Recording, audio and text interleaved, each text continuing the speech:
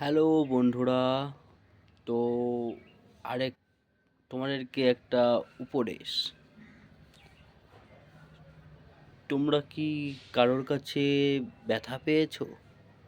মানে কোনো যন্ত্রণাদায়ক কথা শুনেছো, মনে যন্ত্রণা পেয়েছো, সেই যন্ত্রণা সহ্য করার শক্তি পাচ্ছ না? তো শক্তি জোগাতে একটাই নাম, বলো জয় শ্রীরাম। বজরংবলী কি জয় হো।